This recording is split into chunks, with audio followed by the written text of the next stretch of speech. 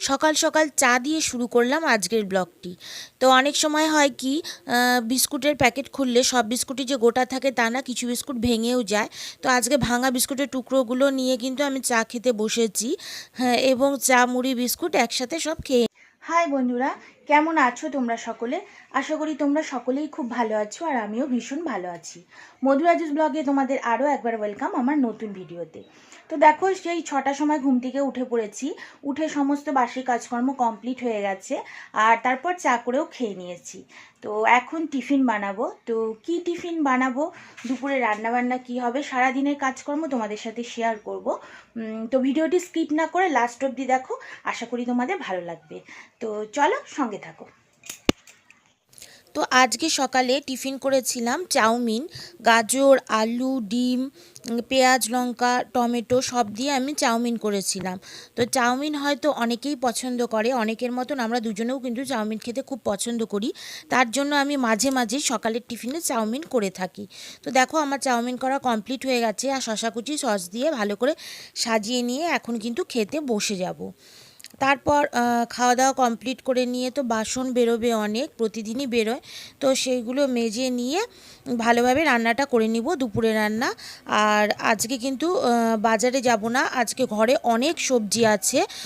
তো সবজিগুলো দিয়ে আজকে দুপুরে রান্না হবে।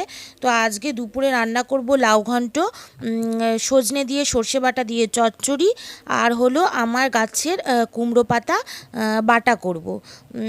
তো অনেক দিন ধরেই ভাবছি যে কুমড়ো পাতাগুলো বাটা করব, কিন্তু ওই করব করে আর করাই হচ্ছে না। তো এই দেখো, আমি কুমড়ো পাতা কাটতে যাচ্ছি। আমাদের কুমড়ো গাছটা কিন্তু অনেকটা লম্বা, মানে অনেকটা বড় হয়েছে। কিন্তু ওই মাঝে মধ্যে যদি অনেক সময় সবজির ঘ্যাট করি, তাহলে আমি কুমড়োর ডগা পাতা এখান থেকে কেটে নিয়ে তারপর কিন্তু রান্না করি। তো আজকে ভেবেছি না, আজকে কুমড়ো পাতা বাটাটা খাবই, কারণ পাতাগুলো সব সবুজ আছে, তাই আজকে খেয়ে নেওয়াই ভালো হবে। সেই জন্য আমি এই কাঁচি নিয়ে কাটতে চলে এসেছি। তারপর কিন্তু আমি কেটে নিয়ে এই পাতাগুলোকে ভালো করে ধুয়ে কিন্তু কুচিয়ে নেব। আর এই পাতার সাথে দেব হলো রসুন আর কাঁচা লঙ্কা। তারপর কিন্তু এটা পেস্ট করে নিয়ে এই দেখো, এই কয়টা কুমড়ো পাতা আমি কেটেছি, এই কয়টা না, এখানে কিন্তু যা বাটা হয়েছে আমাদের কিন্তু ভালোভাবে হয়ে গেছে। আর তার সাথে আরও পদ তো আছেই। এরপরে আমি ওই সর্ষে দিয়ে সজনে করব বলে সর্ষেটা ভালো করে গ্রাইন্ডারে পেস্ট করে নিচ্ছি। প্রতিদিন যা গরম পড়ে, তাই প্রতিদিনই চেষ্টা করি যে তাড়াতাড়ি, যতটা তাড়াতাড়ি সম্ভব রান্না করে নিয়ে একদম স্নান করে ঘরে চলে আসার। তো দেখো, এখানে সজনে ডাঁটা কাটা হয়ে গেছে, এগুলো ভালো করে ধুয়ে নিয়েছি। আর লাউও কাটা হয়ে গেছে, লাউটাও ধোয়া হয়ে গেছে। তারপর এখানে কাঁচা লঙ্কাও বোটা ছাড়িয়ে রেখে দিয়েছি। তারপর এখানে কুমড়ো পাতা ভালো করে ধুয়ে কুচিয়ে রেখে দিয়েছি, আর তার সাথে রসুনের খোসা ছাড়ানোও হয়ে গেছে। আর সর্ষে বাটাটাও কিন্তু পেস্ট করা হয়ে গেছে। এখানে আমি কালো সর্ষে, হলুদ সর্ষে, দুরকম সর্ষে মিশিয়েই বাটা করেছি। তো দেখো, এখানে আমি কড়াইয়ে কালো জিরা ফোড়ন দিয়ে সজনেগুলো ছেড়ে দেবো, এবং তারপর একে একে সব রান্না করে নেব।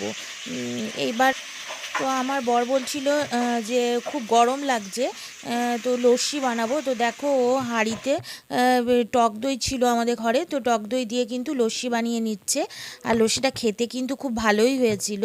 তো আমি শর্ট ভিডিওতে লস্যি বানানোটা দিয়েছি, চাইলে তোমরা ওখান থেকে দেখে নিতে পারো। তো আমার সব রান্নাবান্না কমপ্লিট হয়ে গেছে, দুপুরে খেতে বসে গেছি। এখানে দেখো, সর্ষে দিয়ে সজনে চচ্চড়ি, আর এখানে আমার গাছের কুমড়ো পাতা বাটা, আর লাউ ঘন্ট। যদি আজকের ব্লগটি ভালো লেগে থাকে, তাহলে মধুরাজুস ব্লগ চ্যানেলটি কিন্তু সাবস্ক্রাইব করে দিও। আর যারা আমার চ্যানেলটি নতুন দেখছো, তারাও কিন্তু মধুরাজুস ব্লগ চ্যানেলটি সাবস্ক্রাইব করে দিও। তো আজ এখানেই শেষ করছি, দেখা হবে আবার নেক্সট ব্লগে। ততক্ষণ তোমরা খুব ভালো থেকো এবং সুস্থ থেকো।